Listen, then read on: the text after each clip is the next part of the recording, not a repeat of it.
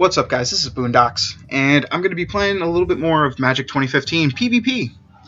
So, quick disclaimer, I have purchased the different sets. I haven't bought any of the booster packs that can give you some cards that aren't available in the given sets. But against certain enemies, I'll be at a decent advantage. With that being said, I won't be too far ahead.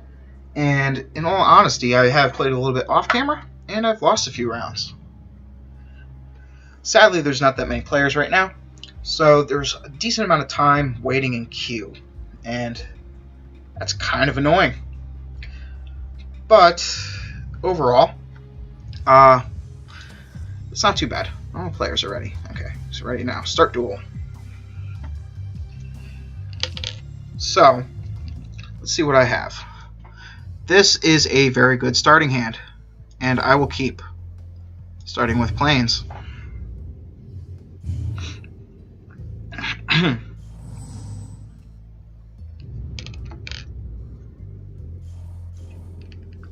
Okay, so I'm a little bit apprehensive because of the fact that they currently have a swamp down. That means that my creatures are going to be considerably more vulnerable. However, I should have the means to counteract it, considering I've drawn 3 creatures already. The chances of this particular player having enough creature removal is relatively limited. So this turn, because she doesn't have anything to block me, I'm going to say it's a she because the name's Leta. Instead, I am going to play my Rockslide Elemental. Because the casting cost is higher, it will use all my mana. And now if he tries to do creature removal against my vampire, which will slowly rack up, my Rockslide Elemental will gain +1/+1 tokens. And that'll be extremely helpful. Also, when you consider that my Rockslide has First Strike, those combined make it a very, very, very powerful creature. Okay, so it's looking like Leta is using the sacrifice type deck, which is relatively straightforward. It basically consists, gonna play it on her instead. The sacrifice deck pretty much just consists of using sending all your creatures to the graveyard as quickly as possible, and then from here summoning them back to the field or back to your hand, and also gaining benefits from them being in the graveyard. So all in all, it's a pretty powerful deck.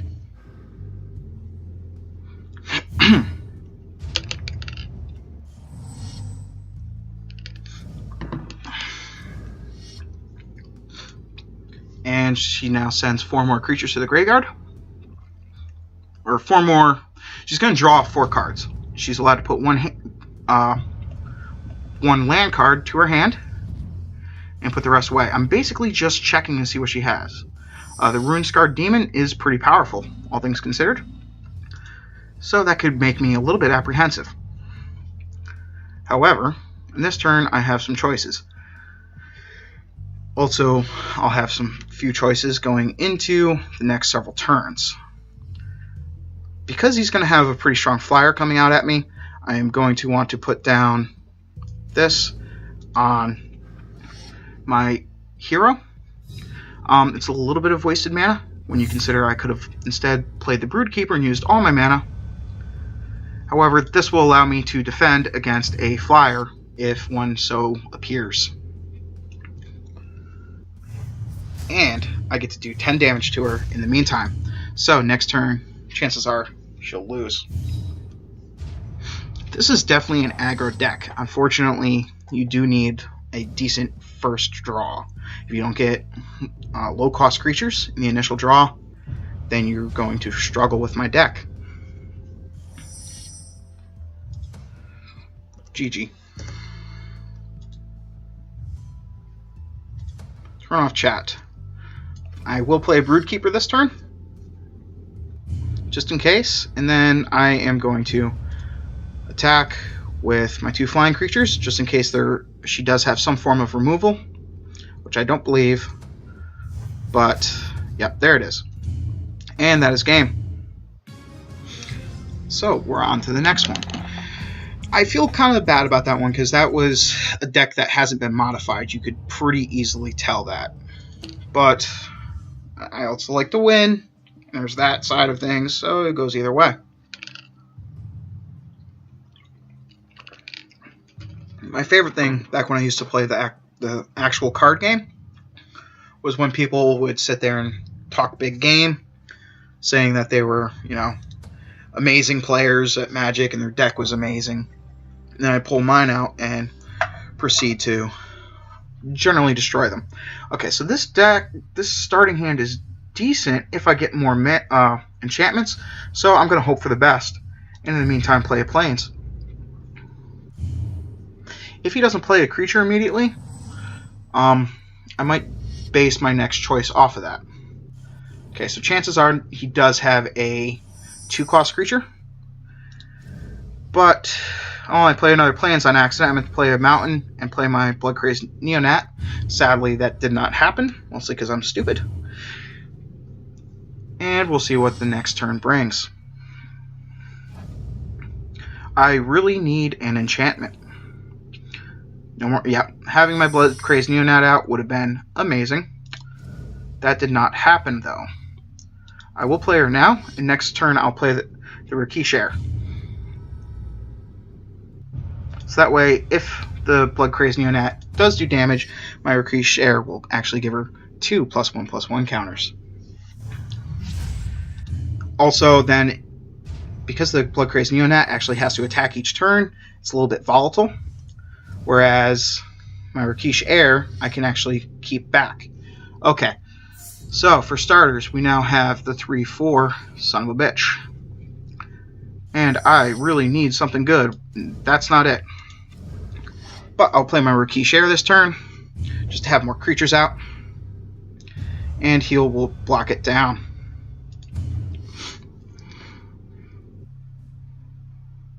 Maybe I can fear him. No. I was hoping that I would be able to fear him away from this by having maybe thinking I had a shock or something, which I don't have.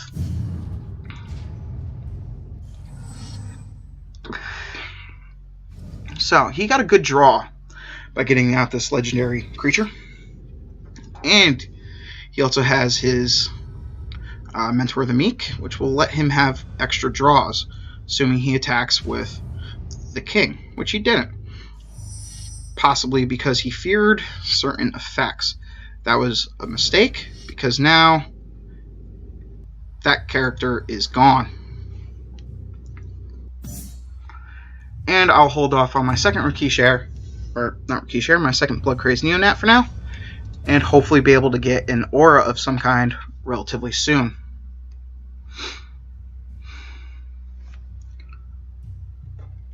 More powerful the aura, the better. Please and thank you.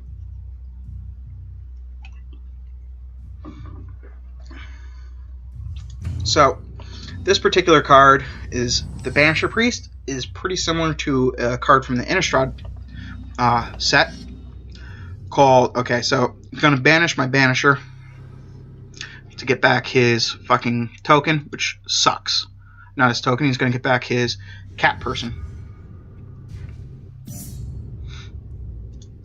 Alright, and it does. Oh, it does have Summoning Sickness.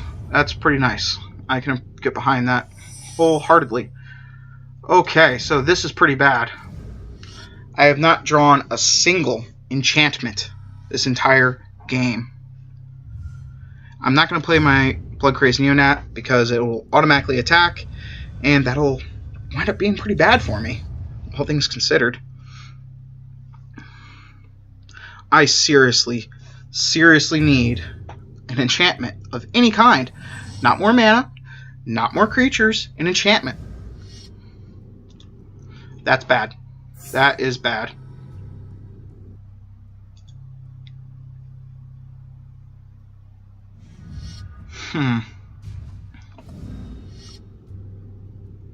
Okay, so it's only the Paladin that gains first strike. Next turn, I'm going to be in a bad position, though.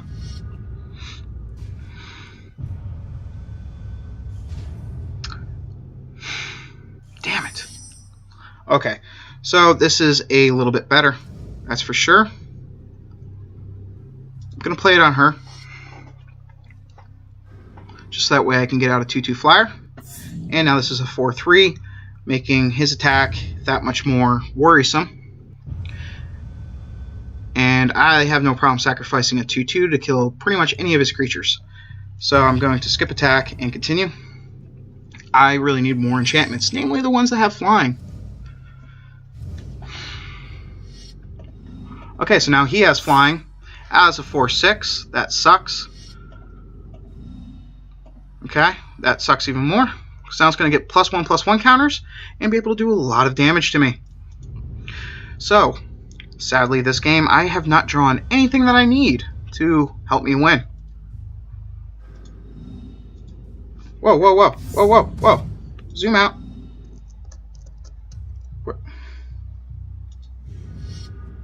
Where's my... Okay, block. So, I am going to block this, and use her to block this. Block. He might have a shock, which worries me, and maybe I shouldn't have sent her in, but we shall see. Nope, we're good. We're fine for now.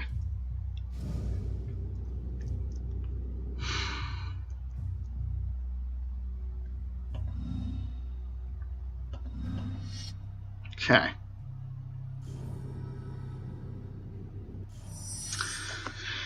So, I am in a bad place right now.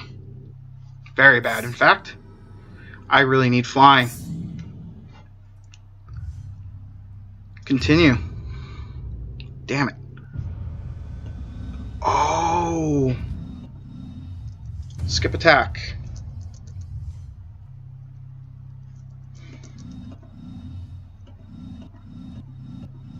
Come over here. Come down in here. Activate ability. Creatures. Right here.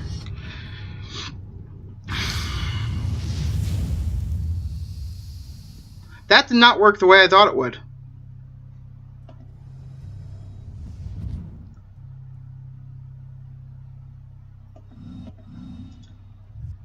What?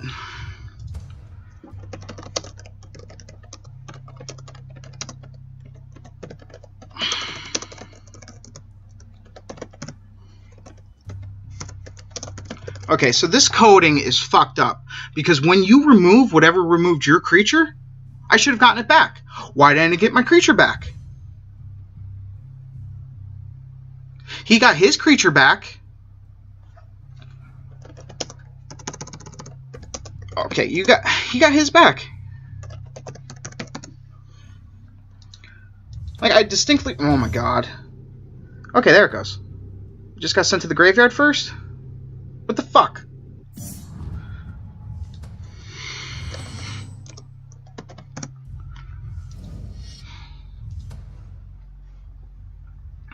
So, he's probably going to do the same exact thing to get that tiger back. The main difference is it lost all of its enchantments, and it's now relatively weak. So, that being said, I can block it down with my first striker and be good to go. So, continue.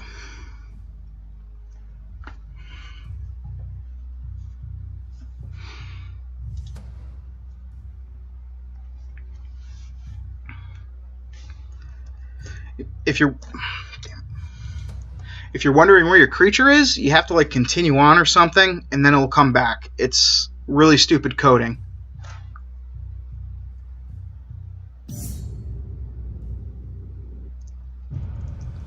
See, I won't lie to you. That's what I was bitching about and wasting all that time last turn. If you read the chat, you'll see me bitching like crazy.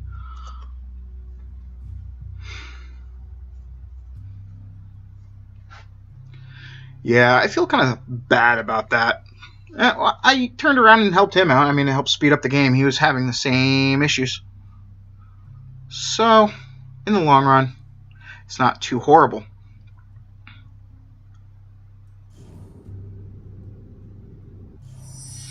Oh my god. You know what? Fuck it. Just gonna put them out and hope for the best next turn. Now that I have 2 of them, I'll probably go balls deep on the next turn with attacking. I'll keep these 2 back and attack with everything else. And hope for the best. In all honesty, just going to hope for the best next turn. In the meantime, he'll probably have another flying enchantment. I am going to skip attack for now and continue on. This game has turned into a serious stalemate. However, if I can get some enchantments going, then I will take the lead.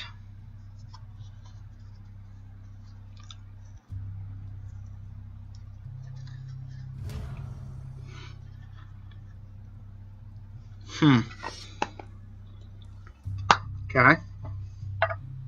What are you attacking? Not too concerned.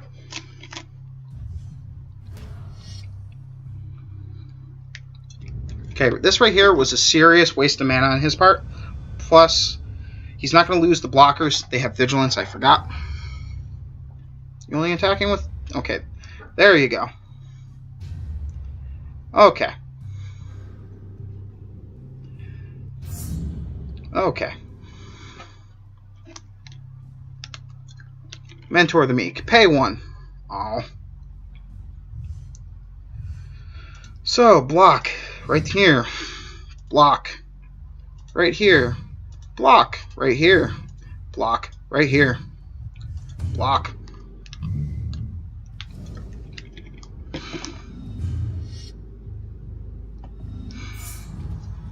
Who are you going to use it on, buddy? They both die. Oh well. You picked a bad target to use that on. I apologize. But I'm mana blocked, so.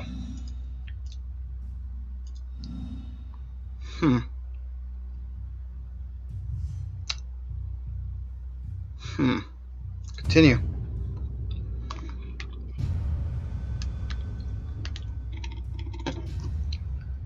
If he blocks that down, then one of his creatures will die. If he doesn't, okay, that's actually better for me in the long run. So, yeah. You didn't have enough mana to put that thing on first strike this time, so I was more than safe attacking with that, and in the long run, it'll work out. I also have almost enough mana to play pretty much anything I need. Okay, that kind of sucks. That really sucks. Okay, I'm going to take 3 damage. Or not. I guess he's keeping it as a blocker.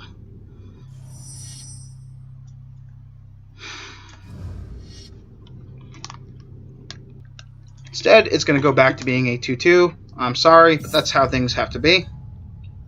Continue. Okay, so he quit game. Oh well. So I'm just going to attack with all. So, okay. Before I was wondering why you wouldn't want to concede a game, and that's a pretty obvious reason right there. It's not an automatic win. You're just kind of running from the defeat. I didn't know that it replaces it with an AI. Had I known that, I probably would have sat back and just let the inevitable come. Instead, now I have to sit here and face him down, which isn't the worst, but it's definitely not the best either.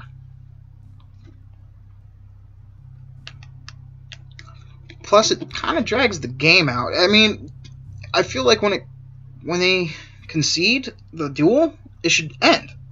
You win. That's how it works in Magic. If your opponent concedes, you win. Instead, I'm stuck here just fighting a AI that has no tricks up its sleeve at all. So, that's annoying.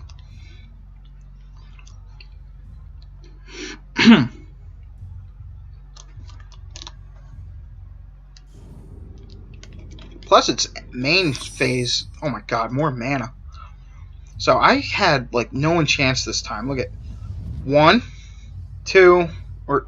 Yeah, 2. I had 2 enchants the entire game.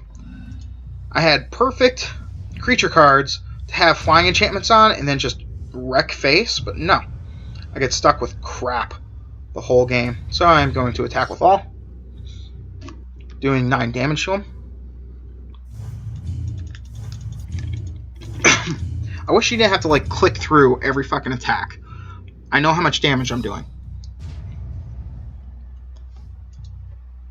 Guess it becomes more important when they're blocking stuff down, but in a real game you would just add that shit up and tell your opponent how much damage they would be taking.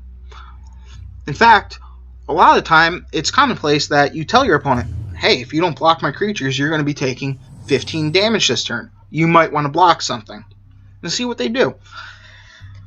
I mean, don't be as condescending as I just was there, but typically it's like, hey man, you're going to take 15 damage if you don't try to block some stuff down. Just letting you know. So that way you can kind of inform them and they don't have to waste the time adding shit up and figuring out whether or not they want to block this turn or try to counterattack on the next.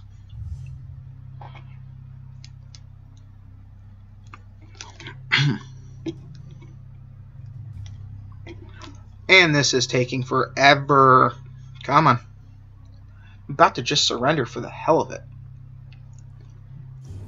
So after this, my total, including my off-camera losses, will be at 4 and 2. So it's a pretty decent percentage. You know, I'm just gonna go nuts right here and attack with just him. Because, I don't know, I guess it'll make me happy or something. Now, I forgot he could do that before. I should have done that, because I was sitting on extra mana. When I just had a flyer, I could have done more damage and made the other player leave the game a little bit quicker. Which, I mean, wouldn't be the best thing, as we can now see, but, you know, wouldn't have been too bad. So I'm going to play one more and see what happens. That last duel was touch and go there for a little bit, but I was able to pull it out in the end. Remember though, pulling out at the end doesn't always work. In fact, men have tried in the past, and many have become new daddies. Giggity.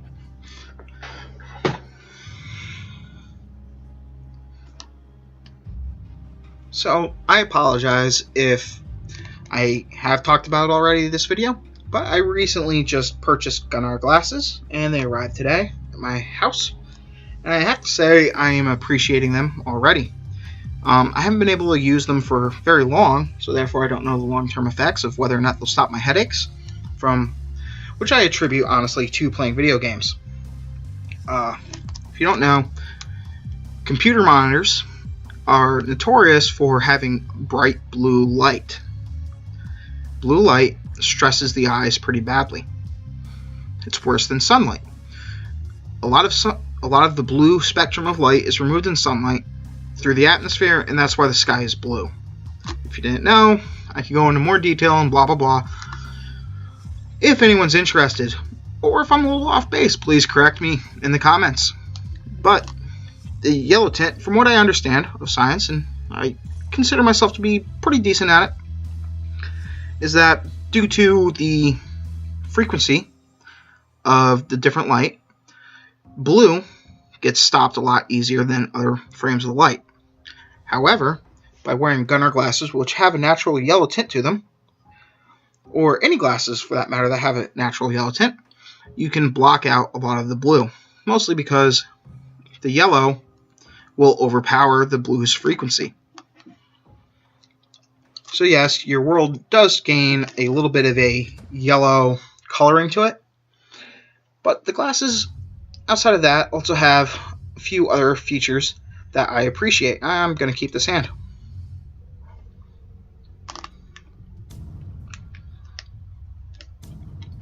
So, the reason I like these glasses, for one, they actually have a slight magnification to them, making things easier to see. Obviously, that's what magnifiers do. And in addition to that, they're just generally very nice glasses. They're very well made. They fit my head nicely.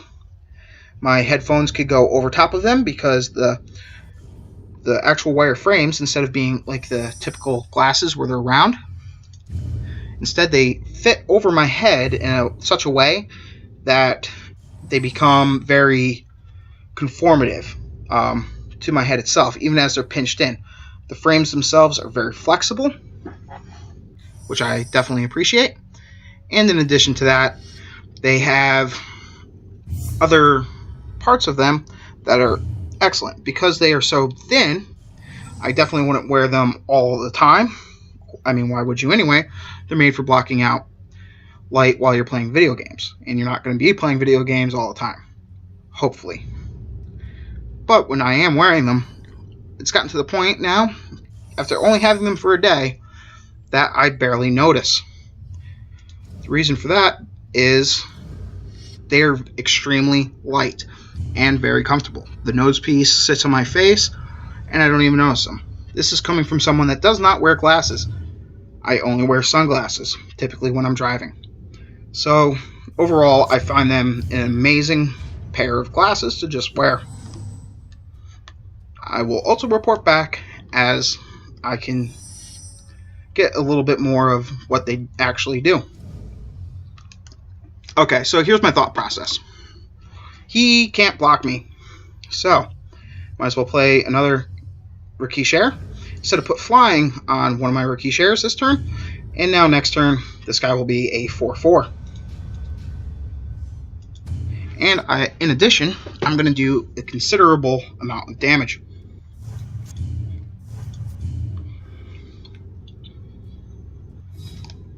And 4/4. Thank you very much.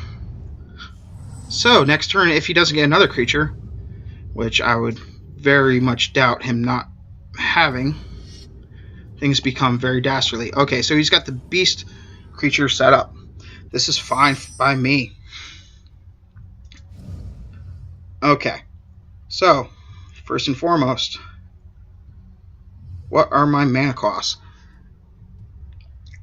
Okay, so this turn, I am just going to play this on... Actually, hang on.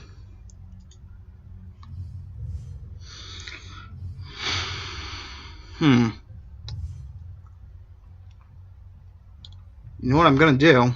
I am going to attack, and if he tries to block me down, I'm going to use both of his activated abilities, and then kill this guy off.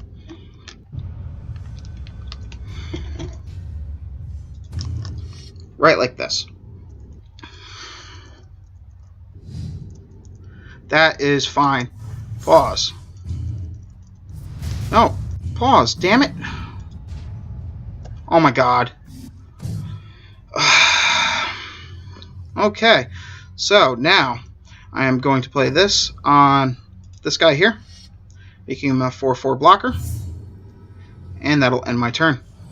That really upsets me. I didn't have any time in between to like hit the pause button. I need to look up the quick key for that, because as soon as he declared blockers, I really needed to change my targets. So I'm going to play this and play on here.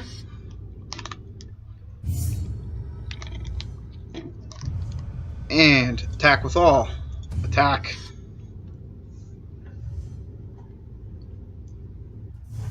So I think this player already left game because it now says player Planeswalker instead of the actual character's name or player's name.